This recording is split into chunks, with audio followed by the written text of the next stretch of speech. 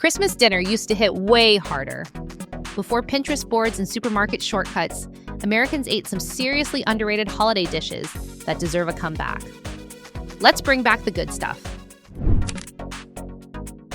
For decades, Christmas Eve in America started with a steaming bowl of oyster stew. Families simmered oysters in milk, butter, and a sprinkle of nutmeg before heading to midnight mass. It faded in the 70s when oyster beds declined, but honestly, creamy, ocean-kissed comfort feels like it should be mandatory again. This was the mid-century Christmas ham. Not glazed, not spiral cut, boiled, slow, fragrant. Then roasted with clove diamonds and glowing pineapple halos like it was auditioning for a 1950s postcard. It was sweet, smoky, and budget-friendly, perfect for families stretching Christmas cheer. Sadly, when factory glazed hams hit stores in the 80s, this one disappeared overnight. Before turkeys became supersized, the elegant Christmas bird was a capon, basically the luxury, extra juicy version of chicken. Immigrant families served it as the big holiday centerpiece. The meat was tender, rich, and perfect for small gatherings. By the 80s, capons were too pricey and too old-fashioned, so they vanished. Before we go ahead, hit like and comment your family's favorite holiday dish. Rural America used to roast venison for Christmas, not for style points, but because hunting season meant fresh game. The roast was rubbed with salt, juniper, pepper, maybe whiskey if the cook was feeling festive. Served with root vegetables, it tasted like cozy frontier survival with seasoning.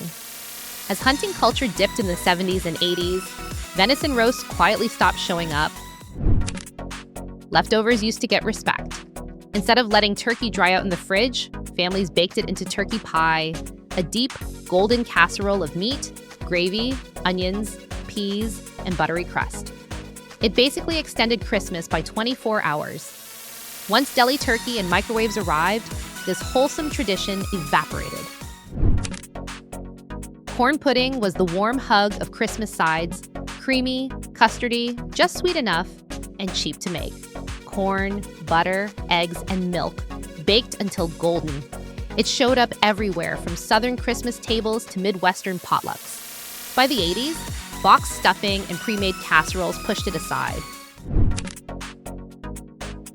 Before marshmallows hijacked the dish, sweet potatoes were baked low and slow in molasses, butter, and orange zest. The edges caramelized, the centers turned silky, and the whole thing tasted like holiday sunshine. When the marshmallow topping trend exploded in the 70s, the original version sadly went extinct. A New England Christmas staple, a steamed pudding of tart cranberries, apples, and soft cake served with warm butter sauce. It's the kind of dish that fogs up winter windows and makes you feel like a character in a vintage holiday card. It disappeared after boxed cake mixes took over in the 70s. Steamed in tin cans, sliced warm, and slathered with butter, brown bread was the Christmas breakfast for thousands of New England families. Some versions added raisins, some poured cream on top. It's hearty, cheap, and makes the house smell like a hug. It got replaced by sugary casseroles in the 80s, but honestly, it was America's loss. Part fruit salad, part dessert, part neon fever dream. Ambrosia, with pineapple, oranges, coconut, marshmallows, and whipped cream, was everywhere on Christmas tables from the 50s to the 70s. Families thought it looked like edible snow.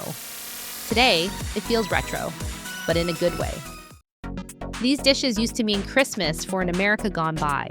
Flavorful, cozy, and homemade in a way we seriously miss. Subscribe and tell me which ones you'd love to taste again.